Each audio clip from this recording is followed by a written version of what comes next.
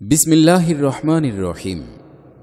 বইয়ের নাম ইসলামী আন্দোলনের নৈতিক ভিত্তি। রচনায় সৈয়দ আবুল আলা মওদুদী, অনুবাদ মোহাম্মদ আব্দুর রহিম। প্রকাশনায় আধুনিক প্রকাশনী, ঢাকা। ইসলামী আন্দোলনের নৈতিক ভিত্তি বইটি 1945 সালের 21 এপ্রিল পূর্ব পাঞ্জাবের পাঠানকোটস্থ দারুল ইসলামে মরহুম মাওলানা সৈয়দ আবুল আলা মওদুদী রহমতুল্লাহ আলাইয়ের একটি বক্তৃতা। এ বইটিতে নৈতিকতার মূল ভিত্তি সম্পর্কে অত্যন্ত সুন্দরভাবে আলোচনা করা হয়েছে, যা ইসলামী আন্দোলনের কর্মীদের জন্য অতীব প্রয়োজনীয় বিধায় বইটি আমরা আবারও প্রকাশ করলাম। এর দ্বারা পাঠকগণ উপকৃত হলে আশা আছে আখেরাতে আমরাও কিছু উপকৃত হব। প্রকাশক। সূচিপত্র। নেতৃত্বের গুরুত্ব। সৎ নেতৃত্ব প্রতিষ্ঠা দ্বীন ইসলামের মূল লক্ষ্য। নেতৃত্বের ব্যাপারে আল্লাহর নিয়ম। মানুষের উত্থান পতন নৈতিক চরিত্রের উপর নির্ভরশীল। মৌলিক মানবীয় চরিত্রের বিশ্লেষণ। ইসলামী নৈতিকতা। নেতৃত্ব সম্পর্কে আল্লাহর নীতির সার কথা। মৌলিক মানবীয় চরিত্র ও ইসলামী নৈতিক শক্তির তারতম্য। ইসলামী নৈতিকতার 4 পর্যায়। ভুল ধারণার অপনোদন। পৃষ্ঠা 5। আপনারা জানেন, আমাদের ইসলামী আন্দোলনের সর্বশেষ ও চূড়ান্ত লক্ষ্য হচ্ছে নেতৃত্বের আমূল পরিবর্তন। এ দুনিয়াতে আমরা যে লক্ষ্যে উপনীত হতে চাই তা এই যে, মানব জীবনের সর্বক্ষেত্র হতে ফাসেক, আল্লাহদ্রোহী ও পাপিষ্ঠ লোকদের নেতৃত্ব, কর্তৃত্ব ও প্রাধান্য নির্মূল করে দিয়ে তদস্থলে আমরা সৎ নেতৃত্ব প্রতিষ্ঠিত করব। এ উদ্দেশ্যে চেষ্টা, সাধনা ও সংগ্রাম করাকে আমরা ইহকাল ও পরকাল সর্বত্রই আল্লাহর সন্তোষ লাভের একমাত্র উপায় বলে বিশ্বাস করি। কিন্তু আমরা যে জিনিসকে নিজেদের চরম উদ্দেশ্য হিসেবে নির্দিষ্ট করে নিয়েছি, বর্তমান মুসলিম অমুসলিম কেউই এর গুরুত্ব সম্পর্কে পূর্ণরূপে সচেতন ও অবহিত নয়। মুসলমানরা একে একটি রাজনৈতিক উদ্দেশ্য মাত্র বলে মনে করে। দ্বীন ইসলামে এর গুরুত্ব যে কতখানি তা তারা মাত্র অনুধাবন করতে সমর্থ হয় না। অমুসলিমরা কিছুটা হিংসার বশবর্তী এবং অনেকটা অজ্ঞতাবশত মানব সমাজের মূলগত সমস্যার সম্পর্কে একেবারেই অচেতন হয়ে আছে। এ দুনিয়ায় মানব সমাজের সকল দুঃখ, দুর্দশা ও বিপদ মুসিবতের মূলীভূত কারণ হচ্ছে মানুষের উপর ফাসেক, আল্লাহদ্রোহী, পাপী ও অসৎ লোকদের নেতৃত্ব। পৃথিবীর সর্বাধিক কাজকর্মের নেতৃত্ব ও কর্তৃত্ব কেবলমাত্র সৎ ও আল্লাহর অনুগত লোকদের হাতে ন্যস্ত হওয়ার উপরই মানবতার কল্যাণ একান্তভাবে নির্ভর করে। কিন্তু বর্তমানে মানুষ এ কথা মাত্রই হৃদয়ঙ্গম করতে পারছে না। আজ বিশ্বের মানব সমাজে যে মহা বিপর্যয় সৃষ্টি হয়েছে, অত্যাচার, জুলুম ও নির্যাতন নিষ্পেষণের সবলাভী সয়লাভ বয়ে চলছে, মানব চরিত্রে যে সর্বাত্মক ভাঙন ও বিপর্যয় দেখা দিয়েছে, মানবীয় সংস্কৃতি, অর্থনীতি ও রাজনীতির প্রতি রন্ধ্রে রন্ধ্রে যে বিষ সংক্রমিত হয়েছে, পৃথিবীর যাবতীয় উপায় উপাদান এবং মানব বুদ্ধির আবিষ্কৃত সমগ্র শক্তি ও যন্ত্র যেভাবে মানুষের কল্যাণ ও উন্নতি বিধানের পরিবর্তে ধ্বংস সাধনের কাজে নিয়োজিত হচ্ছে, এসবের জন্য মানব সমাজের বর্তমান নেতৃত্বই যে একমাত্র দায়ী, তাতে আর কোনো সন্দেহ থাকতে পারে না। দুনিয়াতে সৎ ও সত্যপ্রিয় লোকদের কোনো অভাব নেই, এ কথা ঠিক। কিন্তু দুনিয়ার যাবতীয় কাজকর্মের কর্তৃত্ব এবং সমাজযন্ত্রের কোনো চাবিকাঠি তাদের হাতে নয়, এই স্বতঃসিদ্ধ। বরং বর্তমান দুনিয়ার সর্বত্রই কর্তৃত্ব রয়েছে আল্লাহদ্রোহী, আল্লাহ বিমুখ, জড়বাদী ও নৈতিক চরিত্রহীন লোকদের মুষ্টিতে। পৃষ্ঠা 6। এমতাবস্থায় যদি কেউ দুনিয়ার সংস্কার সংশোধন করার জন্য দৃঢ় সংকল্পবদ্ধ হয় এবং বিপর্যয়, উচ্ছৃঙ্খলা, অশান্তি, অসচ্চরিত্রতা এবং অন্যায়কে পরিবর্তিত করে শান্তি, শৃঙ্খলা এবং সুসংবদ্ধতা, সচ্চরিত্রতা প্রতিষ্ঠার জন্য চেষ্টানুবর্তী হয়, তবে পুণ্য ও সোয়াবের ওয়াজ আল্লাহর বন্দিগি করার সদুপদেশ, সৎ চরিত্রতা, নির্মল নৈতিকতা গ্রহণের মৌখিক উৎসাহ দেয়াই কখনো উদ্দেশ্য সিদ্ধির জন্য যথেষ্ট হতে পারে না, বরং মনুষ্য জাতির মধ্যে সত্যপ্রিয়তা ও ন্যায়পন্থী যত লোকই পাওয়া যাবে তাদের একত্রিত ও সংঘবদ্ধ করে সমষ্টিগত শক্তি অর্জন করা এবং সমাজ ও রাষ্ট্রের কর্তৃত্ব ও নেতৃত্ব ফাসেক ও আল্লাহদ্রোহী লোকদের হাত থেকে কেড়ে সত্যপন্থী ও আদর্শবাদী নেতৃত্ব প্রতিষ্ঠার জন্য কার্যকরী পন্থা অবলম্বন করাই সংস্কারবাদী প্রত্যেকটি মানুষের পক্ষে অপরিহার্য কর্তব্য হয়ে পড়ে। নেতৃত্বের গুরুত্ব। মানব জীবনের জটিল সমস্যাবলী সম্পর্কে সামান্যমাত্র জ্ঞানও যার আছে, এ নিগূঢ় সত্য সম্পর্কে সে ভালো করেই অবহিত হবে যে মানব সমাজের যাবতীয় ব্যাপারের কর্তৃত্ব ও চাবিকাঠি কার হাতে নিবদ্ধ। এ প্রশ্নের উপরই মানব জীবনের শান্তি, স্বস্তি, নিরাপত্তা এবং ভাঙন, বিপর্যয় ও অধপতন একান্তভাবে নির্ভর করে। গাড়ি যেমন সব সময়ই সেদিকেই দৌড়িয়ে থাকে যেদিকে তার পরিচালক, ড্রাইভার চালিয়ে নেয়, এবং তার আরোহীরা ইচ্ছায় হোক বা অনিচ্ছায় হোক সেদিকেই ভ্রমণ করতে বাধ্য হয়। অনুরূপভাবে মানব সমাজের গাড়িও ঠিক সেদিকেই অগ্রসর হয়ে থাকে যেদিকে তার নেতৃবৃন্দ ও কর্তৃত্বশীল লোকেরা নিয়ে যায়। পৃথিবীর সমগ্র উপায় উপাদান যাদের করায়ত্ত হয়ে থাকবে, শক্তি, ক্ষমতা, ইখতিয়ারের সব চাবিকাঠি যাদের মুঠির মধ্যে থাকবে, সাধারণ জনগণের জীবন যাদের হাতে নিবদ্ধ হবে, চিন্তাধারা, মতবাদ ও আদর্শের রূপায়ণ বাস্তবায়নের জন্যে অপরিহার্য উপায় উপাদান যাদের অর্জিত হবে, ব্যক্তিগত স্বভাব চরিত্র পুনর্গঠন, সমষ্টিগত নীতি ব্যবস্থার বাস্তবায়ন এবং নৈতিক মূল্য ভ্যালু নির্ধারণের ক্ষমতা যাদের রয়েছে, তাদের অধীন জীবনযাপনকারী লোকগণ সমষ্টিগতভাবে তার বিপরীত দিকে কিছুতেই চলতে পারে না। এ নেতৃবৃন্দ ও কর্তৃত্বশীল লোকেরা যদি আল্লাহর অনুগামী, সৎ ও সত্যাশ্রয়ী হয়, তবে সেই সমাজের লোকদের জীবনের সমগ্র গ্রন্থি ও ব্যবস্থাই আল্লাহ ভীতি, সার্বিক কল্যাণ ও ব্যাপক সত্যের উপর গড়ে উঠবে। অসৎ ও পাপী লোকও সেখানে সৎ ও পুণ্যবান হতে বাধ্য হবে। কল্যাণ ও সৎ ব্যবস্থা এবং কল্যাণকর রীতিনীতি, আচার অনুষ্ঠান উৎকর্ষ ও বিকাশ লাভ করবে। অন্যায় এবং পাপ নিঃশেষে মিটে না গেলেও অন্তত তা উন্নতশীল এবং বিকশিত হতে পারবে না। পৃষ্ঠা ৭। কিন্তু নেতৃত্ব, কর্তৃত্ব এবং সামাজিক ও রাষ্ট্রীয় ক্ষমতা যদি আল্লাহদ্রোহী, ফাসেক, পাপী ও পাপ লিপ্সু লোকদের করায়ত্ত হয়, তবে গোটা জীবন ব্যবস্থাই স্বতঃস্ফূর্তভাবে আল্লাহদ্রোহিতা, জুলুম, অন্যায়, অনাচার ও অসৎ চরিত্রতার পথে চলতে শুরু করবে। চিন্তাধারা, আদর্শ ও মতবাদ, জ্ঞান বিজ্ঞান, সাহিত্য, শিল্প ও রাজনীতি, অর্থনীতি, সভ্যতা ও সংস্কৃতি, সামাজিক রীতিনীতি ও আচার অনুষ্ঠান, নৈতিক চরিত্র ও পারস্পরিক কাজকর্ম, বিচার ও আইন সমষ্টিগতভাবে এ সব কিছুই বিপর্যস্ত হবে। অন্যায় ও পাপ ফুলে ফলে সুশোভিত হবে। কল্যাণ, ন্যায় ও সত্য পৃথিবীর কোথাও এক বিন্দু খুঁজে পাওয়া যাবে না। পৃথিবী ন্যায় ও সত্যকে স্থান দিতে, বায়ু ও পানি তার লালন পালন করতে অস্বীকার করবে। আল্লাহর এ পৃথিবী অত্যাচার, জুলুম, শোষণ ও নিপীড়ন নিষ্পেষণের সয়লাব স্রোতে কানায় কানায় ভরে যাবে। এরূপ পরিবেশে অন্যায়ের পথে চলা সকলের পক্ষেই সহজ হবে। ন্যায় ও সত্যের পথে চলাচল নয়, শুধু দাঁড়িয়ে থাকাও হবে অত্যন্ত কঠিন। একটি জনাকীর্ণ মিছিলের সমগ্র জনতা যেদিকে চলে সেদিকে চলার জন্য উক্ত মিছিলের অন্তর্ভুক্ত কোনো ব্যক্তির পক্ষে বিশেষ শক্তি ব্যয় করতে হয় না। ভিড়ের চাপেই সে স্বতই সম্মুখের দিকে অগ্রসর হতে থাকে। কিন্তু তার বিপরীত দিকে চলার জন্য প্রবল শক্তি ব্যয় করে এক কদম পরিমাণ স্থান অগ্রসর হওয়াও কঠিন হয়ে পড়ে। এরূপ অবস্থায় বিপরীত দিকে সামান্য চললেও ভিড়ের প্রবল ও অপ্রতিরোধ্য চাপে 10 কদম পশ্চাতে সরে পড়তে বাধ্য হয়। এটা এক স্বতঃসিদ্ধ ও সর্বজন বিদিত সত্য।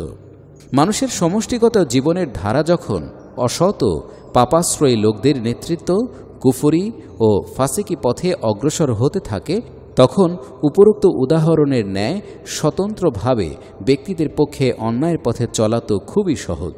এতই সহজ হয় যে সেদিকে চলার জন্য নিজের কোনো শক্তি ব্যয় করতেই হয় না। কিন্তু এর সম্পূর্ণ বিপরীত দিকে চলতে চাইলে নিজের দেহ মনের সমগ্র শক্তি নিয়োজিত করেও তার পক্ষে ন্যায় পথে দৃঢ় হয়ে থাকতে পারলেও সমষ্টিগতভাবে তার জীবন মানব সমষ্টির অনিবার্য চাপে পাপ ও অন্যায়ের পথেই চলতে বাধ্য হয়। এখানে আমি যা বলছি তা এমন কোনো বৈজ্ঞানিক তত্ত্ব নয় যার সত্যতা প্রমাণ করার জন্য কোনো যুক্তিতর্কের আবশ্যক হতে পারে। বাস্তব ঘটনা প্রবাহই একে অনস্বীকার্য সত্যে পরিণত করেছে। কোনো সূক্ষ্ম দৃষ্টিসম্পন্ন ব্যক্তি এর সত্যতা স্বীকার না করে পারে না। এ বইয়ের প্রত্যেক পাঠকই আমার উক্ত কথার সত্যতা যাচাই করতে পারেন। পৃষ্ঠা ৮। বিগত এক শতাব্দীকালের মধ্যে আমাদের এদেশের লোকদের মতবাদ, চিন্তাধারা, দৃষ্টিভঙ্গি, রুচি ও স্বভাব প্রকৃতি, চিন্তা পদ্ধতি ও দৃষ্টিকোণ গভীরভাবে পরিবর্তিত হয়ে গেছে। সভ্যতা ও চরিত্রের মানদণ্ড এবং মূল্য ও গুরুত্বের মাপকাঠি বদলিয়ে গেছে। আমাদের একটি জিনিসও অপরিবর্তিত থাকতে পারেনি। এ বিরাট পরিবর্তন আমাদের এদেশে আমাদের দৃষ্টির সম্মুখে সাধিত হল। মূলত এর কি কারণ হতে পারে তা কি একবারও ভেবে দেখেছেন? আমি দৃঢ়তার সাথে বলতে পারি যে এর একটিমাত্র কারণ রয়েছে, আর আপনিও যতই চিন্তা করেন এছাড়া অন্য কোনো কারণ নির্ধারণ করা আপনার পক্ষেও সম্ভব হবে না। সে কারণ শুধু এটাই যে যেসব লোকের হাতে এদেশের সর্বময় কর্তৃত্ব ও নেতৃত্ব নিবদ্ধ ছিল, সমাজ পরিচালন ও দেশ শাসনের ক্ষমতা ইখতিয়ার যাদের করায়ত্ত ছিল, তারাই সমগ্র দেশের নৈতিক চরিত্র, মনোবৃত্তি, মনস্তত্ত্ব, কাজকর্ম ও পারস্পরিক লেনদেন ও আদান প্রদান এবং সমাজ সংস্থা ও ব্যবস্থাকে সম্পূর্ণরূপে নিজেদের ইচ্ছা ও রুচি অনুসারেই ঢেলে গঠন করেছিলেন। এ পরিবর্তনের বিরোধিতা করার জন্য যেসব শক্তি মস্তক উত্তোলন করেছিল, তারা কতখানি সাফল্য লাভ করতে পেরেছে আর ব্যর্থতা তাদেরকে কতখানি অভিনন্দিত করেছে তাও একবার গভীরভাবে চিন্তা করে দেখুন। এ কথা কি সত্য নয় যে পরিবর্তন বিরোধী আন্দোলনের প্রথম পর্যায়ে যারা নেতৃত্ব দান করেছেন তাদেরই সন্তান অধস্তন পুরুষ শেষ পর্যন্ত পরিবর্তন স্রোতের গড্ডালিকা প্রবাহে তৃণখণ্ডের ন্যায় ভেসে গেছে। বহির্বিশ্বের যাবতীয় বিবর্তিত রীতিনীতি, আচার অনুষ্ঠান ও ধরন পদ্ধতি সবকিছুই তাদের ঘর বাড়ি নিমজ্জিত করে দিয়েছে। এটা কি কেউ অস্বীকার করতে পারে যে অসংখ্য সম্মানিত ধর্মনেতার বংশে আজ এমন সব লোকের জন্ম হচ্ছে যারা আল্লাহর অস্তিত্ব এবং ওহী ও নবুয়তের প্রয়োজনীয়তা ও সম্ভাবনা সম্পর্কে প্রবল সন্দেহ পোষণ করছে? জাতীয় জীবনের এ বিরাট বিপর্যয়, এ বাস্তব পর্যবেক্ষণ ও অভিজ্ঞতার পরও কি একথা অস্বীকার করা যায় যে মানব জীবনের অসংখ্য সমস্যার মধ্যে নেতৃত্বের সমস্যাই হচ্ছে সবচেয়ে জটিল এবং সর্বাধিক গুরুত্বপূর্ণ? আর সত্য কথা এই যে এ জিনিসটির এহেন গুরুত্ব কেবল বর্তমানেই তীব্র হয়ে দেখা দেয়নি, এটা এক চিরন্তন সত্য ও চিরকালীন গুরুত্বপূর্ণ ব্যাপার।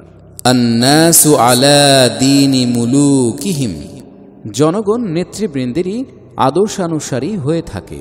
কথাটি বহু পুরাতন।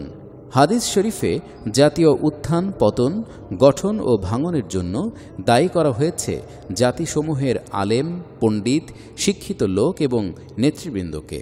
কারণ সমাজের নেতৃত্ব, কর্তৃত্ব ও পথ প্রদর্শনের গুরু দায়িত্ব চিরদিনই এদের উপর অর্পিত হয়ে থাকে। পৃষ্ঠা ৯। সৎ নেতৃত্ব প্রতিষ্ঠা দ্বীন ইসলামের মূল লক্ষ্য।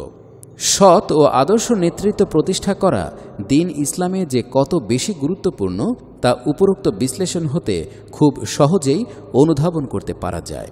আল্লাহ প্রদত্ত দ্বীন ইসলামের সর্বপ্রথম নির্দেশ এই যে দুনিয়ার সকল মানুষ নিরঙ্কুশভাবে একমাত্র আল্লাহর দাস হয়ে জীবনযাপন করবে এবং তাদের গলায় আল্লাহর দাসত্ব ছাড়া অন্য কারো দাসত্বের শৃঙ্খল থাকবে না। সেই সাথেই এর আরেকটি দাবি এই যে আল্লাহর দেয়া আইনকেই মানুষের জীবনের একমাত্র আইন হিসেবে গ্রহণ করতে হবে। এর তৃতীয় দাবি এই যে পৃথিবীর বুক হতে সকল অশান্তি ও বিপর্যয় নির্মূল করতে হবে, পাপ ও অন্যায়ের মূলোৎপাটন করতে হবে, যেহেতু দুনিয়ার উপর আল্লাহর অভিশাপ বর্ষিত হওয়ার এটাই একমাত্র কারণ। অতএব এসব দূরীভূত করে তৎস্থলে ন্যায়, সত্য, কল্যাণকর ব্যবস্থার প্রতিষ্ঠা ও উৎকর্ষ সাধন করতে হবে। কারণ আল্লাহ তাআলা এটাই পছন্দ করেন এবং ভালোবাসেন। কিন্তু সকলেই বুঝতে পারেন যে মনুষ্য জাতির নেতৃত্ব, কর্তৃত্ব এবং যাবতীয় সামাজিক কার্যাবলীর মূল চাবিকাঠি যতদিন কাফের ও ভ্রষ্ট নেতৃবৃন্দের মুষ্টিবদ্ধ হয়ে থাকবে, আর একমাত্র সত্য ব্যবস্থা ইসলামের অনুসারী যতদিন তাদের অধীন, তাদেরই প্রদত্ত সুযোগ সুবিধা ভোগে লিপ্ত হয়ে ঘরের কোণে বসে আল্লাহর জিকির করার কাজে নিমগ্ন হয়ে থাকবে, ততদিন উপরোল্লিখিত উদ্দেশ্য কখনোই সফল হতে পারে না। এর লক্ষ্য সতই নেতৃত্বের আমূল পরিবর্তন দাবি করে এবং সকল ন্যায়নিষ্ঠ, ন্যায়পন্থী, আল্লাহর সন্তোষকামী লোকদেরকে পরস্পর মিলিত হয়ে সামগ্রিক শক্তি অর্জন করতে এবং সমগ্র শক্তি প্রয়োগ করে আল্লাহ প্রদত্ত একমাত্র সত্য বিধান ইসলামকে কায়েম করতে স্পষ্টভাবে নির্দেশ দেয়। এ সত্য বিধান কায়েম করতে হলে নেতৃত্বের পদ ও কর্তৃত্বের সকল চাবিকাঠি সমাজের সর্বাপেক্ষা অধিক ঈমানদার, সৎ ও আদর্শবাদী লোকের হাতে অর্পণ করতে হবে। এরূপ রাষ্ট্রবিপ্লব সাধন ছাড়া দ্বীন ইসলামের মূল লক্ষ্য এবং দাবি কখনোই পূর্ণতা লাভ করতে পারে না। এজন্যই সৎ নেতৃত্ব প্রতিষ্ঠা, দ্বীন ইসলামের সত্য বিধান বাস্তবায়নে আল্লাহ প্রদত্ত ব্যবস্থার মূল উদ্দেশ্য নির্ধারিত হয়েছে। এমনকি এ বিরাট কর্তব্য বিস্তৃত হওয়ার পর এমন কোনো কাজই থাকতে পারে না যা করে আল্লাহর কিছুমাত্র সন্তোষ লাভ করা সম্ভব হতে পারে। কুরআন মজিদে জামাতবদ্ধ হওয়া ও নেতার আদেশ শ্রবণ ও পালনের উপর এত বেশি গুরুত্ব কেন আরোপ করা হয়েছে তা বাস্তবিকই প্রণিধানযোগ্য। উপরন্তু কুরআনের বিধান মতো জামাত হতে স্বেচ্ছায় বহিষ্কৃত ব্যক্তি হত্যার যোগ্য। তাওহীদের কালেমায় তার বিশ্বাস থাকলেও এবং নামাজ রোজা পালনকারী হলেও এ দণ্ড হতে সে কোনো ক্রমেই রক্ষা পেতে পারে না। পৃষ্ঠা 10। এরই বা কারণ কি? এর মূলীভূত ও একমাত্র কারণ কি এই নয় যে সৎ নেতৃত্ব ও সত্যের পূর্ণাঙ্গ জীবন ব্যবস্থা প্রতিষ্ঠা ও স্থিতি সাধন দ্বীন ইসলামের চূড়ান্ত লক্ষ্য বলেই এরূপ নির্দেশ দেওয়া হয়েছে। আর এ লক্ষ্যে উপনীত হওয়ার জন্য সমষ্টিগত ও সংঘবদ্ধ শক্তি অর্জন করা একান্তই অপরিহার্য। কাজেই যে ব্যক্তি সামগ্রিক শক্তি ও সামাজিক শৃঙ্খলা চূর্ণ করবে, তাকে ক্ষতিগ্রস্ত করবে, তার অপরাধ এত বড় ও এত মারাত্মক যে হাজার তাওহীদ স্বীকার এবং হাজার নামাজ রোজা দ্বারা এর ক্ষতিপূরণ কিছুতেই হতে পারে না। পরন্তু ইসলামে জিহাদের উপর এত অধিক গুরুত্ব আরোপ করা হয়েছে কেন, তাও বিশেষভাবে লক্ষণীয়। জিহাদ হতে বিরত থাকলে কুরআন মজিদ তাকে মুনাফিক বলে কেন অভিহিত করে? কারণ এই যে জিহাদ ইসলামের সত্য বিধান প্রতিষ্ঠারই নামান্তর মাত্র। কুরআন শরীফে মুসলমানের ঈমান পরীক্ষার জন্য এ জিহাদকেই চূড়ান্ত মাপকাঠি বলে ঘোষণা করা হয়েছে। অন্য কথায়, কুরআনের বিধান অনুযায়ী ঈমানদার ব্যক্তি বাতিল ও কাফিরি শাসন ব্যবস্থার প্রাধান্যে কখনোই সন্তুষ্ট থাকতে পারে না। আর দ্বীন ইসলামের সত্য ও আদর্শ জীবন ব্যবস্থা প্রতিষ্ঠার জন্য চেষ্টা সাধনা না করা এবং জানমালের কুরবানি না দেয়া তার পক্ষে কিছুতেই সম্ভব নয়। আর এ কাজে এ ব্যাপারে কারো কুণ্ঠা ও ইতস্তত ভাব প্রকাশিত হলে তার ঈমান সংশয়ের মধ্যে পড়ে যায়। ফলে অন্য হাজার সওয়াবের কাজও তাকে কোনো কল্যাণ দান করতে সমর্থ হয় না। এ বিষয়টির বিস্তারিত ব্যাখ্যা পেশ করার স্থান এটা নয়, এখানে তার অবকাশও নেই। কিন্তু উপরে যা কিছু বলেছি তা হতে খুব সহজেই হৃদয়ঙ্গম করা যায় যে ইসলামের দৃষ্টিতে সৎ নেতৃত্ব প্রতিষ্ঠা একটি কেন্দ্রীয় ও মৌলিক উদ্দেশ্য বিশেষ এবং অধিকতর গুরুত্বপূর্ণ। কাজেই এ ইসলামের প্রতি যার ঈমান আছে, একমাত্র নিজের ব্যক্তিগত জীবনকেই যথাসম্ভব ইসলামী আদর্শের অনুসারী করলে তার সকল কর্তব্য সম্পন্ন হয় না, তার সকল দায়িত্ব পালন হয় না। মানব সমাজের নেতৃত্ব ও কর্তৃত্বের অধিকার কাফের ও ফাসেকদের নিকট হতে কেড়ে নিয়ে সর্বাপেক্ষা সৎ, সত্যাশ্রয়ী ও আদর্শবাদী লোকদের হাতে তা তুলে দেওয়ার জন্য সকল শক্তি নিযুক্ত করাও তার মূল ঈমানের ঐকান্তিক ও অনস্বীকার্য দাবি। কারণ আল্লাহর মর্জি অনুযায়ী পৃথিবীর ব্যবস্থাপনা ও সমাজ পরিচালনা এরূপ এক রাষ্ট্র ব্যবস্থা প্রতিষ্ঠা ভিন্ন আদৌ সম্ভব নয়। পৃষ্ঠা 11।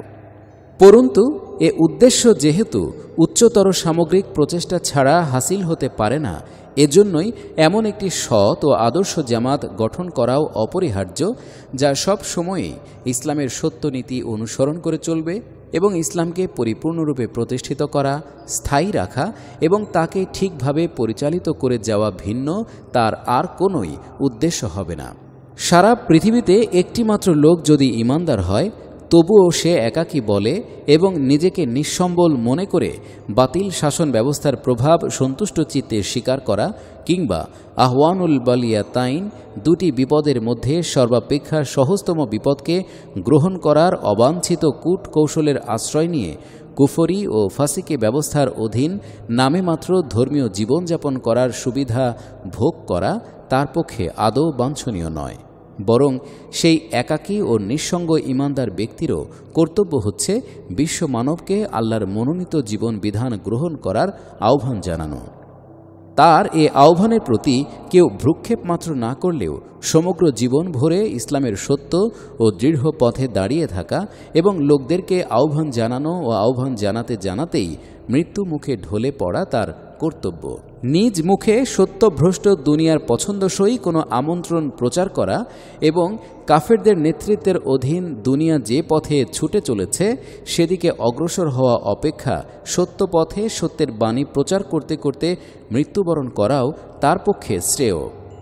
আর তার আমন্ত্রণেই কিছু সংখ্যক লোক যদি একত্র হয়, তাদের নিয়ে একটি বিশেষ সংঘ গঠন করা এবং উল্লেখিত আদর্শের জন্য সমষ্টিগতভাবে চেষ্টা সাধনা ও আন্দোলন করাই তার একান্ত কর্তব্য। দিন ইসলাম সম্পর্কে আমার যতটুকু জ্ঞান আছে এবং কুরআন ও হাদিস নিগুড়ভাবে অধ্যয়নের ফলে যতটুকু বুদ্ধি ও স্বচ্ছ দৃষ্টি আমি লাভ করতে পেরেছি, তার ভিত্তিতে আমি এটাকেই দিন ইসলামের মৌলিক দাবি বলে জানতে পেরেছি। আল্লাহর কিতাব কুরআন মজিদ এটাই আমাদের নিকট দাবি করে বলে বুঝতে পেরেছি। আর আল্লাহর প্রেরিত সকল নবীর এটাই যে সুন্নাত ছিল তা আমি নিঃসন্দেহে জানতে পেরেছি। আমি আমার এ মত ত্যাগ করতে মাত্র রাজি নই, যতক্ষণ পর্যন্ত না কেউ কোরআন ও সুন্নার দলিল হতেই আমার ভুল প্রমাণ করে দিবে। নেতৃত্বের ব্যাপারে আল্লাহর নিয়ম। আমাদের এ চূড়ান্ত উদ্দেশ্য ও চরম লক্ষ্য বুঝে নেয়ার পর এ ব্যাপারে বিশ্বস্রষ্টা আল্লাহ তাআলার নিজস্ব নিয়ম নীতি কী তাও জেনে নেওয়া আবশ্যক।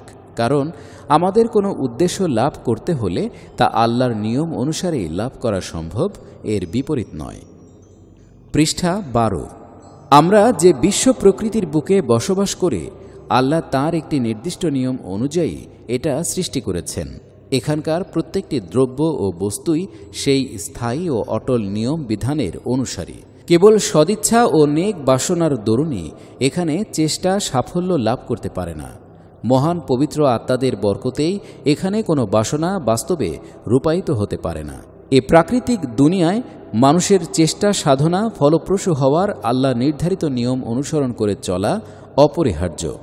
একজন কৃষক সে যত বড় বুজুর্গ হোক, মহৎ গুণের আধার এবং তাসবিহ পাঠে যতই আত্মহারা হোক না কেন, যতক্ষণ পর্যন্ত আল্লাহ নির্ধারিত নিয়ম অনুসারে পরিপূর্ণ শ্রম সহকারে কৃষিকাজ সম্পন্ন না করবে, ততক্ষণ পর্যন্ত তার একটি বীজও অঙ্কুরিত হতে পারে না।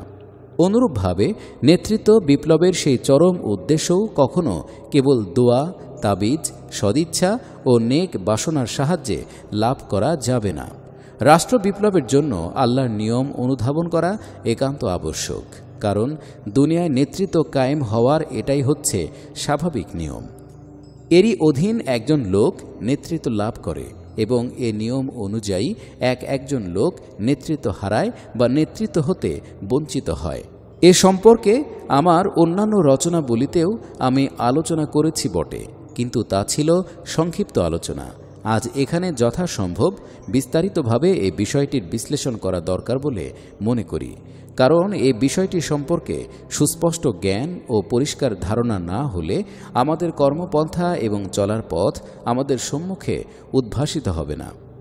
মানুষের গোটা সত্তার বিশ্লেষণ করে দেখলে নিঃসন্দেহে জানতে পারা যায় যে এর মধ্যে দুটি দিক পরস্পর বিরোধী হয়েও পরস্পর ওতপ্রোতভাবে জড়িত।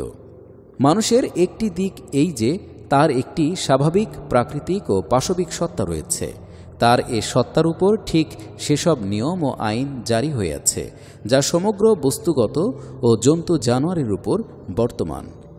দুনিয়ার অন্যান্য সমগ্র জড় পদার্থ ও জান্তব সত্তার কার্যকারিতা ও কর্মক্ষমতা যেসব যন্ত্রপাতি ও বৈষয়িক উপায় উপাদান এবং জড় অবস্থার উপর একান্ত নির্ভরশীল, মানুষের এ দিকটির কার্যকারিতা ও কর্মক্ষমতাও অনুরূপভাবে সে সবেরই উপর নির্ভরশীল। মানুষের এ স্বাভাবিক তথা ফিজিক্যাল সত্তা তার যাবতীয় কর্মক্ষমতাকে একমাত্র প্রাকৃতিক নিয়মের অধীন যন্ত্রপাতি ও উপায় উপাদানের সাহায্যে এবং স্বাভাবিক জড় অবস্থায় থেকেই ব্যবহার করতে পারে। এজন্যই তার সকল কাজের উপরই বাস্তব ও কার্যকারণ পরস্পরা জগতের সমগ্র শক্তি বিপরীত কিংবা অনুকূল প্রভাব বিস্তার করে থাকে। পৃষ্ঠা ১৩। মানুষের মধ্যে আরেকটি দিক রয়েছে খুবই উজ্জ্বল এবং গুরুত্বপূর্ণ, তা হচ্ছে তার মানবিক দিক, তার মানুষ হওয়ার দিক। অন্য কথায় বলা যায়, মানুষের একটি নৈতিক দিক রয়েছে যা কোনো দিক দিয়েই প্রাকৃতিক সত্তার অধীন ও অনুসারী নয়। এ নৈতিক দিক, নৈতিক সত্তাই মানুষের স্বাভাবিক ও প্রাকৃতিক দিকের উপর এক হিসেবে প্রভুত্ব বিস্তার করে। স্বাভাবিক ও জান্তব সত্তাকেও এটা অস্ত্র ও উপায় হিসেবে ব্যবহার করে থাকে। সেই সাথে বহির্বিশ্বের কার্যকারণসমূহকেও নিজের অধীন করতে এবং নিজের উদ্দেশ্য সাধনের হাতিয়ার হিসেবে ব্যবহার করতে চেষ্টা করে। আল্লাহ তাআলা মানুষের মধ্যে যেসব নৈতিক ও চারিত্রিক গুণপনা সৃষ্টি করে দিয়েছেন তাই হচ্ছে এর কর্মচারী বা কার্য সম্পন্নকারী শক্তি। তার উপর প্রাকৃতিক নিয়মের কোনো প্রভুত্বই চলে না, চলে নৈতিক নিয়ম বিধানের প্রভুত্ব। মানুষের উত্থান পতন নৈতিক চরিত্রের উপর নির্ভরশীল। উল্লেখিত দুটি দিক মানুষের মধ্যে ওতপ্রোতভাবে জড়িত রয়েছে। সমষ্টিগতভাবে তার সাফল্য ও ব্যর্থতা এবং তার উত্থান ও পতন বৈষয়িক বা বস্তুনিষ্ঠ ও নৈতিক এ উভয়বিধ শক্তির উপর একান্তভাবে নির্ভর করে। মানুষ না বস্তুনিষ্ঠ শক্তি নিরপেক্ষ হতে পারে আর না নৈতিক শক্তির মুখাপেক্ষীহীন হয়ে কিছু সময় বাঁচতে পারে। তার উন্নতি লাভ হলে উভয় শক্তির ভিত্তিতেই হবে, আর পতন হলেও ঠিক তখনই হবে যখন এ উভয়বিধ শক্তি হতেই সে বঞ্চিত হয়ে যাবে, অথবা এটা অন্যান্যের তুলনায় অপেক্ষাকৃত দুর্বল ও নিস্তেজ হয়ে পড়বে। কিন্তু একটু গভীর ও সূক্ষ্ম দৃষ্টিতে চিন্তা করলে নিঃসন্দেহে বুঝতে পারা যাবে যে মানব জীবনের মূল সিদ্ধান্তকারী গুরুত্ব রয়েছে নৈতিক শক্তির, বৈষয়িক বা বস্তুনিষ্ঠ শক্তির নয়। বৈষয়িক বস্তুনিষ্ঠ উপায় উপাদান লাভ, স্বাভাবিক পন্থাসমূহের ব্যবহার এবং বাহ্যিক কার্যকারণ পরস্পরসমূহের আনুকূল্য সাফল্য লাভের জন্য অপরিহার্য শর্ত, এতে বিন্দুমাত্র সন্দেহ নেই। কাজেই মানুষ যতদিন এ কার্যকারণ পরস্পরা জগতে বসবাস করবে এ শর্ত কোনো রূপেই উপেক্ষিত হতে পারে না। কিন্তু এতৎসত্ত্বেও যে মূল জিনিসটি মানুষের পতন ঘটায়, উত্থান দান করে এবং তার ভাগ্য নির্ধারণের ব্যাপারে যে জিনিসটির সর্বাপেক্ষা অধিক প্রভাব রয়েছে তা একমাত্র নৈতিক শক্তি ভিন্ন আর কিছুই নয়। এটা সুস্পষ্ট যে মানুষকে এর দেহ সত্তা বা এর পাশবিক দিকটার জন্য কখনো মানুষ বলে অভিহিত করা হয় না, বরং মানুষকে মানুষ বলা হয় এর নৈতিক গুণ গরিমার কারণে। পৃষ্ঠা ১৪।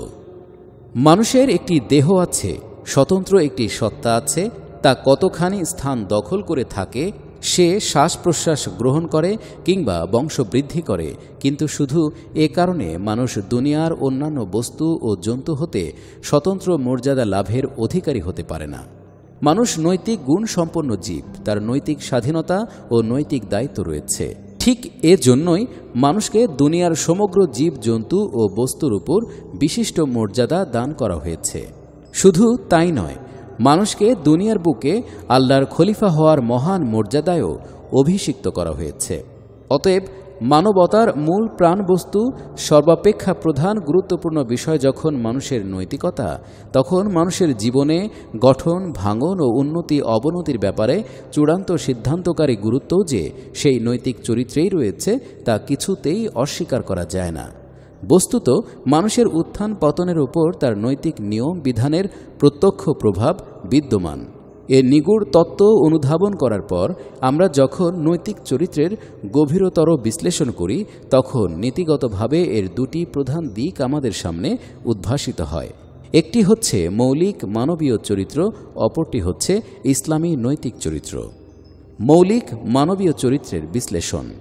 মৌলিক মানবীয় চরিত্র বলতে বোঝায় সেসব গুণ বৈশিষ্ট্য যার উপর মানুষের নৈতিক সত্তার ভিত্তি স্থাপিত হয়। দুনিয়ার মানুষের সাফল্য লাভের জন্য অপরিহার্য যাবতীয় গুণ গরিমাই এর অন্তর্ভুক্ত। মানুষ কোনো সৎ উদ্দেশ্যের জন্য কাজ করুক কি ভুল ও অসৎ উদ্দেশ্যে, সকল অবস্থায় তা একান্তই অপরিহার্য। মানুষ আল্লাহ, ওহী, রাসূল এবং পরকাল বিশ্বাস করে কি করে না, তার হৃদয় কলুষমুক্ত কিনা, নিয়ত লক্ষ্য কল্যাণময় কিনা, সে নিজে সৎ গুণ ও সৎ কাজে ভূষিত কিনা, সৎ উদ্দেশ্যে কাজ করে না অসৎ উদ্দেশ্যে, উল্লেখিত চরিত্রের ক্ষেত্রে সে প্রশ্ন একেবারেই অবান্তর।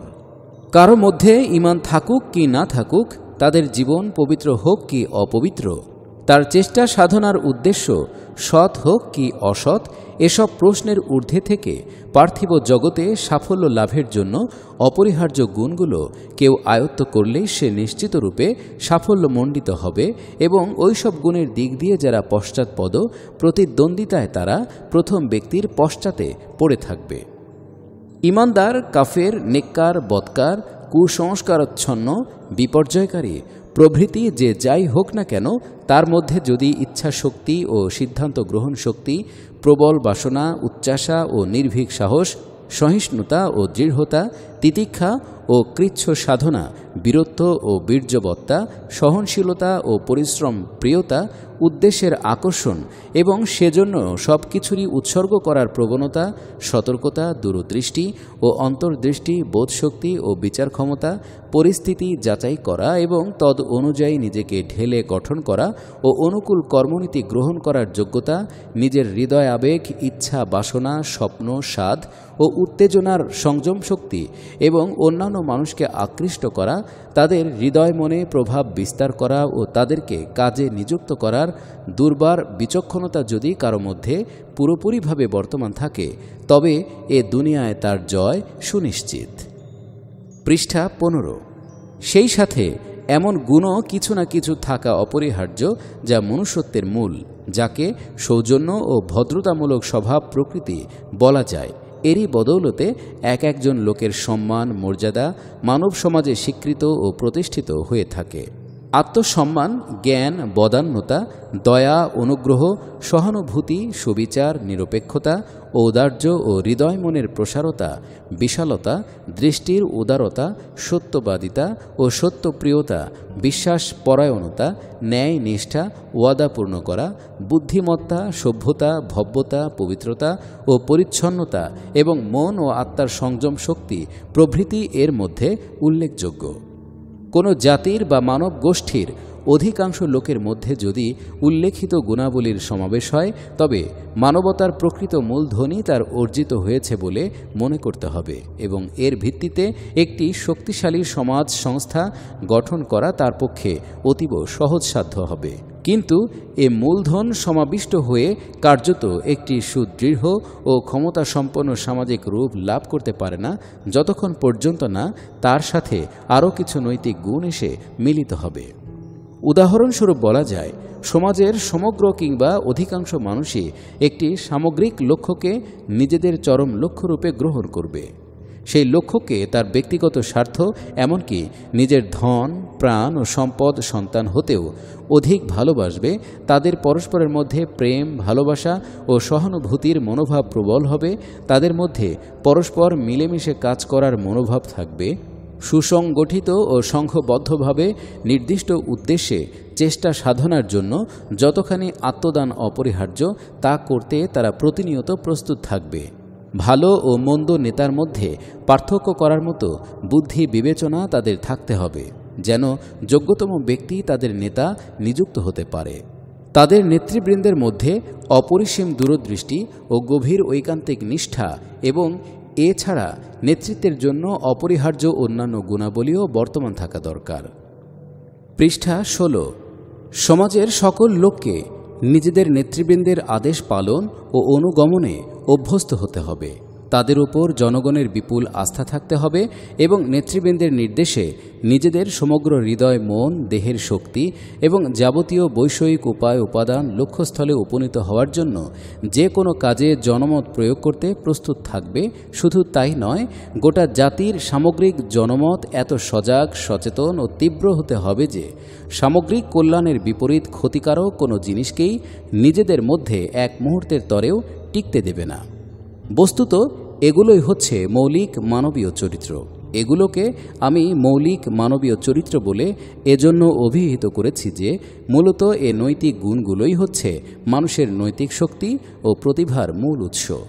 মানুষের মধ্যে এ গুণাবলীর তীব্র প্রভাব বিদ্যমান না থাকলে কোনো উদ্দেশ্যের জন্যই কোনো সার্থক সাধনা করা তার পক্ষে আদৌ সম্ভব হয় না। এ গুণগুলোকে ইস্পাতের সাথে তুলনা করা যেতে পারে।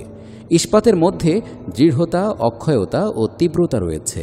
এরই সাহায্যে একটি হাতিয়ার অধিকতর শানিত ও কার্যকরী হতে পারে। অতঃপর তা ন্যায় কাজে ব্যবহৃত হবে কি অন্যায় কাজে, সে প্রশ্ন অপ্রাসঙ্গিক। যার সৎ উদ্দেশ্য রয়েছে এবং সেজন্য কাজ করতে চায়, ইস্পাত নির্মিত অস্ত্রই তার জন্য বিশেষ উপকারী হতে পারে, পচা কাঠ নির্মিত অস্ত্র নয়। কারণ আঘাত সহ্য করার মতো কোনো ক্ষমতাই তাতে নেই। ঠিক এ কথাটি নবী করিম সাল্লাল্লাহু আলাইহি ওয়াসাল্লাম হাদিস শরীফে ইরশাদ করেছেন, খিয়ারুকুম ফিল জাহিলিয়াতি খিয়ারুকুম ফিল ইসলাম। তোমাদের মধ্যে ইসলাম পূর্ব জাহিলি যুগের উত্তম লোকগণ ইসলামী যুগেও উত্তম ও শ্রেষ্ঠ প্রমাণিত হবে। অর্থাৎ জাহিলি যুগে যাদের মধ্যে যোগ্যতা ও বলিষ্ঠ কর্মক্ষমতা এবং প্রতিভা বর্তমান ছিল, ইসলামের মধ্যে এসে তারাই যোগ্যতম কর্মপ্রতিপন্ন হয়েছিল। তাদের কর্মক্ষমতা উপযুক্ত ক্ষেত্রে স্বতঃস্ফূর্ত হয়েছে। পার্থক্য শুধু এতটুকু যে পূর্বে তাদের প্রতিভা ও কর্মক্ষমতা ভুল পথে ব্যবহার হতো, এখন ইসলাম তাদেরকে সঠিক পথে পরিচালিত করেছে। কিন্তু অকর্মণ্য ও হীনবীর্য লোক না জাহিলিয়াতের যুগে কোনো কার্য সম্পাদন করতে পেরেছে, না ইসলামের কোনো বৃহত্তম খেদমত আঞ্জাম দিতে সমর্থ হয়েছে। পৃষ্ঠা 17। আরব দেশে নবী করিম সাল্লাল্লাহু আলাইহি ওয়াসাল্লামের যে বিরাট অভূতপূর্ব সাফল্য লাভ হয়েছিল এবং অতি অল্প সময়ের মধ্যে তার সর্বগ্রাসী প্রভাব সিন্ধু নদ হতে শুরু করে আটলান্টিক মহাসাগরের বেলাভূমি পর্যন্ত দুনিয়ার একটি বিরাট অংশের ওপর প্রভাব বিস্তার করেছিল, তার মূল কারণ এটাই ছিল যে আরব দেশের সর্বাপেক্ষা উত্তম ও প্রতিভাসম্পন্ন মানুষ তার আদর্শানুগামী হয়েছিল। তাদের মধ্যে উক্তরূপ চরিত্রের বিরাট শক্তি নিহিত ছিল। মনে করা যেতে পারে আরবের অকর্মণ্য, অপদার্থ, বীর্যহীন, ইচ্ছাশক্তি বিবর্জিত, বিশ্বাস অযোগ্য লোকদের একটি বিরাট ভিড় যদি নবী করিম সাল্লাল্লাহু আলাইহি ওয়াসাল্লামের চারপাশে জমায়েত হতো, তবে অনুরূপ ফল কখনোই লাভ করা সম্ভব হতো না। এ কথা একেবারে স্বতঃসিদ্ধ। ইসলামী নৈতিকতা নৈতিক চরিত্রের দ্বিতীয় প্রকার, যাকে আমি ইসলামী নৈতিকতা বলে অভিহিত করেছি, এ সম্পর্কেও আলোচনা করতে হবে। মূলত এটা মৌলিক মানবীয় চরিত্র হতে স্বতন্ত্র ও ভিন্নতর কোনো জিনিস নয়, বরং তার বিশুদ্ধকারী ও পরিপূরক মাত্র। ইসলাম সর্বপ্রথম মানুষের মৌলিক মানবীয় চরিত্রকে সঠিক ও নির্ভুল কেন্দ্রের সাথে যুক্ত করে দেয়। অতঃপর এটা সম্পূর্ণরূপে কল্যাণময়ে পরিণত হয়। মৌলিক মানবীয় চরিত্র একেবারে প্রাথমিক অবস্থায় বস্তু নিরপেক্ষ নিছক একটি শক্তি মাত্র। এ অবস্থায় তা ভালোও হতে পারে, মন্দও হতে পারে, কল্যাণকরও হতে পারে, অকল্যাণের হাতিয়ারও হতে পারে। যেমন একখানি তরবারি একটি তীর শানিত অস্ত্র মাত্র। এটা একটি দস্যুর মুষ্টিবদ্ধ হলে জুলুম পীড়নের একটি মারাত্মক হাতিয়ারে পরিণত হবে, আর আল্লাহর পথে জিহাদকারীর হাতে পড়লে এটা হতে পারে সকল কল্যাণের নিয়ামক। অনুরূপভাবে মৌলিক মানবীয় চরিত্র কারো মধ্যে শুধু বর্তমান থাকাই এর কল্যাণকর হওয়ার জন্য যথেষ্ট নয়, বরং নৈতিক শক্তি সঠিক পথে নিয়োজিত হওয়ার উপরই তা একান্তভাবে নির্ভর করে। ইসলাম একে সঠিক পথে নিয়ন্ত্রিত ও পরিচালিত করে মাত্র। ইসলামের তাওহিদি দাওয়াতের মূল লক্ষ্যই হচ্ছে আল্লাহর সন্তোষ লাভ করা। এ দাওয়াত গ্রহণকারী লোকদের পার্থিব জীবনের সমগ্র চেষ্টা, সাধনা ও শ্রম মেহনতকে আল্লাহর সন্তোষ লাভের জন্যই নিয়োজিত হতে হবে। ওয়া ইলাইকা নাসআ ওয়া নাহফিদু, হে আল্লাহ, আমাদের সকল চেষ্টা সাধনা এবং সকল দুঃখ ও শ্রম স্বীকারের মূল উদ্দেশ্যই হচ্ছে তোমার সন্তোষ লাভে। ইসলামের দাওয়াত গ্রহণকারী ব্যক্তির চিন্তা ও কর্মের সকল তৎপরতা আল্লাহ নির্ধারিত সীমার মধ্যে আবদ্ধ হবে। ইয়াকা না'বুদু ওয়া লাকা নুসাল্লি ওয়া নাসজুদু, হে আল্লাহ, আমরা তোমারই দাসত্ব করি এবং তোমার জন্য আমরা নামাজ ও সিজদায় ভুলুণ্ঠিত হই। পৃষ্ঠা 18। ইসলাম মানুষের সমগ্র জীবন ও অন্তর্নিহিত শক্তি নিচয়কে এভাবেই নিয়ন্ত্রিত ও সংশোধিত করে। এ মৌলিক সংশোধনের ফলে উপরিল্লিখিত সকল বুনিয়াদী মানবীয় চরিত্রই সঠিক পথে নিযুক্ত ও পরিচালিত হয় এবং তা ব্যক্তি স্বার্থ, বংশ, পরিবার কিংবা জাতি ও দেশের শ্রেষ্ঠত্ব বিধানের জন্য অযথা ব্যয়িত না হয়ে একান্তভাবে সত্যের বিজয় সম্পাদনের জন্যই সঙ্গতরূপে ব্যয় হতে থাকে। এর ফলেই তা একটি নিছক শক্তি মাত্র হতে উন্নীত হয়ে সমগ্র পৃথিবীর জন্য একটি কল্যাণ ও রহমতের বিরাট উৎসে পরিণত হয়। দ্বিতীয়ত, ইসলাম মৌলিক মানবীয় চরিত্রকে সুদৃঢ় করে দেয় এবং চরম প্রান্তসীমা পর্যন্ত এর ক্ষেত্র ও পরিধি সম্প্রসারিত করে। উদাহরণস্বরূপ ধৈর্য ও সহিষ্ণুতার উল্লেখ করা যেতে পারে। সর্বাপেক্ষা অধিক ধৈর্যশীল ও সহিষ্ণু ব্যক্তির মধ্যেও যে ধৈর্য ক্ষমতা দেখতে পাওয়া যায় তা যদি নিছক বৈষয়িক স্বার্থের জন্য হয় এবং শিরক ও বস্তুবাদী চিন্তার মূল হতে রস গ্রহণ করে, তবে তার একটি সীমা আছে যে পর্যন্ত পৌঁছিয়ে তা নিঃশেষ হয়ে যায়। অতঃপর তা কেঁপে ওঠে, নিস্তেজ ও নিষ্প্রভ হয়ে পড়ে। কিন্তু যে ধৈর্য ও তিতিক্ষা তাওহীদের উৎস মূল হতে রস গ্রহণ করে এবং যা পার্থিব স্বার্থ লাভের জন্য নয়, একান্তভাবে আল্লাহ রাব্বুল আলামিনের উদ্দেশ্যেই নিয়োজিত, তা ধৈর্য, সহিষ্ণুতা ও তিতিক্ষার এক অতল স্পর্শ মহাসাগরে পরিণত হবে।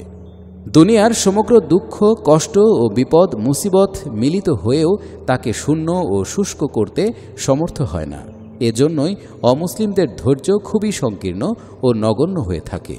যুদ্ধের মাঠে তারা হয়তো গোলাগুলির প্রবল আক্রমণের সামনে অত্যন্ত দৃঢ়তার সাথে প্রতিরোধ করেছে, কিন্তু পর মুহূর্তেই নিজেদের পাশবিক লালসা চরিতার্থ করার সুযোগ আসা মাত্রই কামাতুর বৃত্তির সামান্য উত্তেজনার আঘাতে তা চূর্ণ বিচূর্ণ হয়ে যায়। কিন্তু ইসলাম ধৈর্য ও সহিষ্ণুতাকে জীবনের বিশাল ক্ষেত্রে বিস্তারিত করে দেয় এবং সামান্য ও নির্দিষ্ট কয়েকটি দুঃখ, কষ্ট ও বিপদ মুসিবত প্রতিরোধের ব্যাপারেই নয়, সকল প্রকার লোভ, লালসা, ভয়, আতঙ্ক ও আশঙ্কা এবং প্রত্যেকটি পাশবিক বৃত্তির মোকাবেলায় স্থিতি লাভের জন্য এটা একটি বিরাট শক্তির কাজ করে। বস্তুত ইসলাম মানুষের সমগ্র জীবনকে একটি অচল, অটল, ধৈর্যপূর্ণ পর্বতপ্রায় সহিষ্ণু জীবনে পরিণত করে। জীবনের প্রত্যেকটি পদক্ষেপের সঠিক পন্থা অবলম্বন করাই হয় এহেন ইসলামী জীবনের মূল নীতি। তাতে সীমাহীন দুঃখ, দুর্দশা, বিপদ, মুসিবত, ক্ষতি, লোকসান বরদাস্ত করতে হলেও এ জীবনে এর কোনো সুফল পাওয়া না গেলেও জীবনের গতিধারায় এক বিন্দু পরিমাণ বক্রতা সৃষ্টি করা সম্ভব হবে না। পৃষ্ঠা 19। চিন্তা ও কর্মের ক্ষেত্রে এ জীবন কোনরূপ স্খলন বরদাস্ত করতে পারে না। অভাবিত পূর্ব সুযোগ সুবিধা লাভ, উন্নতি এবং আশা ভরসার শ্যামল সবুজ বাগিচা দেখতে পেলেও নয়। পরকালের নিশ্চিত সুফলের সন্দেহাতীত আশায় দুনিয়ার সমগ্র জীবনে অন্যায় ও পাপ হতে বিরত থাকা এবং পুণ্য ও কল্যাণের পথে দৃঢ়তার সাথে অগ্রসর হওয়ারই নাম হচ্ছে ইসলামী সহিষ্ণুতা তথা ইসলামী সবর। পরন্তু কাফেরদের জীবনের খুব সংকীর্ণতম পরিবেশের মধ্যে ততোধিক সংকীর্ণ ধারণা অনুযায়ী সহিষ্ণুতার যে রূপ দেখতে পাওয়া যায়, মুসলমানদের জীবনে তাও অনিবার্য রূপে পরিলক্ষিত হবে। এ উদাহরণের ভিত্তিতে অন্যান্য সমগ্র মৌলিক মানবীয় চরিত্র সম্পর্কেও ধারণা করা যেতে পারে এবং বিশুদ্ধ ও নির্ভুল চিন্তা ও আদর্শ ভিত্তিক না হওয়ার দরুন কাফেরদের জীবন কত দুর্বল এবং সংকীর্ণ হয়ে থাকে তাও নিঃসন্দেহে অনুধাবন করা যেতে পারে। কিন্তু ইসলাম সেসবকে বিশুদ্ধ ও সুষ্ঠু ভিত্তিতে স্থাপিত করে অধিকতর মজবুত এবং বিস্তৃত ও বিশাল অর্থ দান করে। তৃতীয়ত, ইসলাম মৌলিক মানবীয় চরিত্রের প্রাথমিক পর্যায়ের উপর মহান উন্নত নৈতিকতার একটি অতি জাঁকজমকপূর্ণ পর্যায় রচনা করে দেয়। এর ফলে মানুষ সৌজন্য ও মাহাত্ম্যের এক চূড়ান্ত ও উচ্চ পর্যায়ে আরোহণ করে থাকে। ইসলাম মানুষের হৃদয় মনকে স্বার্থপরতা, আত্মম্ভরিতা, অত্যাচার, নির্লজ্জতা, অসংলগ্নতা ও উচ্ছৃঙ্খলতা হতে সম্পূর্ণরূপে পবিত্র করে দেয় এবং তাতে আল্লাহর ভয়, তাকওয়া, আত্মশুদ্ধি, সত্যবাদিতা ও সত্যপ্রিয়তা জাগিয়ে তোলে। তার মধ্যে নৈতিক দায়িত্ববোধ অত্যন্ত তীব্র ও সচেতন করে তোলে। আত্মসংযমে তাকে সর্বতোভাবে অভ্যস্ত, নিখিল সৃষ্টি জগতের প্রতি তাকে দয়াবান, সৌজন্যশীল, অনুগ্রহ সম্পন্ন, সহানুভূতিপূর্ণ, বিশ্বাসভাজন, স্বার্থহীন, সদিচ্ছাপূর্ণ, নিষ্কলুষ, নির্মল ও নিরপেক্ষ, সুবিচারক এবং সর্বক্ষণের জন্য সত্যবাদী ও সত্যপ্রিয় করে দেয়। তার মধ্যে এমন এক উচ্চ পবিত্র প্রকৃতি লালিত পালিত হতে থাকে যার নিকট সবসময় কল্যাণেরই আশা করা যেতে পারে। অন্যায় এবং পাপের কোনো আশঙ্কা তার দিক হতে থাকতে পারে না। উপরন্তু ইসলাম মানুষকে কেবল ব্যক্তিগতভাবে সৎ বানিয়েই ক্ষান্ত হয় না, তা যথেষ্ট মনে করে না। রাসূলের বাণী অনুযায়ী তাকে মিফতাহুলিল খয়রি ও মিগলাকুল শাররি, কল্যাণের দ্বার উদ্ঘাটন এবং অকল্যাণের পথ রোধকারীও বানিয়ে দেয়। অন্য কথায়, গঠনমূলক দৃষ্টিতে ইসলাম তার উপর ন্যায়ের প্রচার ও প্রতিষ্ঠা এবং অন্যায়ের প্রতিরোধ ও মূলোৎপাটনের বিরাট কর্তব্য পালনের দায়িত্ব অর্পণ করে। এরূপ স্বভাব প্রকৃতি লাভ করতে পারলে এবং কার্যত ইসলামের বিরাট মহান মিশনের জন্য সাধনা করলে এর সর্বাত্মক বিজয়াভিযানের মোকাবেলা করা কোনো পার্থিব শক্তিরই সাধ্যায়ত্ত হবে না। পৃষ্ঠা ২০। নেতৃত্ব সম্পর্কে আল্লাহর নীতির সার কথা। দুনিয়ার নেতৃত্ব কর্তৃত্ব দানের ব্যাপারে সৃষ্টির প্রথম প্রভাত হতেই আল্লাহ তাআলার একটি স্থায়ী নিয়ম ও রীতি চলে এসেছে এবং মানবজাতি বর্তমান প্রকৃতির উপর যতদিন জীবিত থাকবে ততদিন তা একই ধারায় জারি থাকবে, তাতে সন্দেহ নেই। এখানে প্রসঙ্গত সেই নিয়মের সংক্ষিপ্ত বিশ্লেষণ করা আবশ্যক। পৃথিবীর বুকে ইসলামী নৈতিকতা ও মৌলিক মানবীয় চরিত্রে ভূষিত এবং জাগতিক কার্যকারণ ও জড় উপায় উপাদান প্রয়োগকারী কোনো সুসংগঠিত দল যখন বর্তমান থাকে, তখন আল্লাহ তাআলা দুনিয়ার নেতৃত্ব ও কর্তৃত্বের চাবিকাঠি এমন একটি দলের হাতে ন্যস্ত করেন যে দল অন্তত মৌলিক মানবীয় চরিত্রে ভূষিত এবং জাগতিক উপায় উপাদানসমূহ ব্যবহার করার দিক দিয়ে অন্যান্যের তুলনায় অধিকতর অগ্রসর। কারণ আল্লাহ তাআলা তার এ পৃথিবীর শৃঙ্খলা বিধান করতে দৃঢ় সংকল্প। এ শৃঙ্খলা বিধানের দায়িত্ব ঠিক সেই মানব গোষ্ঠীকেই দান করেন যারা সমসাময়িক দলসমূহের মধ্যে সর্বাপেক্ষা যোগ্যতম প্রমাণিত হবে। বস্তুত দুনিয়ার নেতৃত্বদান সম্পর্কে এটাই হচ্ছে আল্লাহ তাআলার স্থায়ী নীতি। কিন্তু পৃথিবীতে এমন কোনো সুসংগঠিত দল যদি বাস্তবিকই বর্তমান থাকে, যা ইসলামী নৈতিকতা ও মৌলিক মানবীয় চরিত্র উভয় দিক দিয়েই অবশিষ্ট সকল মানুষ অপেক্ষা শ্রেষ্ঠ ও বিশিষ্ট প্রমাণিত হবে এবং জাগতিক উপায় উপাদান ও জড়শক্তি প্রয়োগেও কিছুমাত্র পশ্চাৎপদ হবে না, তবে তখন পৃথিবীর নেতৃত্ব ও কর্তৃত্বের চাবিকাঠি অন্য কোনো দলের হাতে অর্পিত হওয়া একেবারেই অসম্ভব ব্যাপার। শুধু অসম্ভবই নয়, তা অস্বাভাবিকও বটে। তা মানুষের জন্য নির্ধারিত আল্লাহর স্থায়ী নিয়ম নীতিরও সম্পূর্ণ বিপরীত। আল্লাহ তাআলা সত্যপন্থী ও নিষ্ঠাবান ঈমানদার লোকদের জন্য তার কিতাবের যে প্রতিশ্রুতি উল্লেখ করেছেন, এটা তারও খেলাফ হয়ে পড়ে।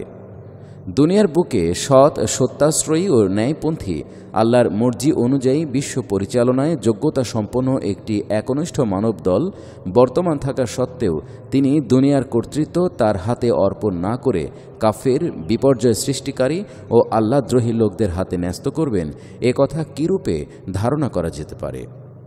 পৃষ্ঠা ২১।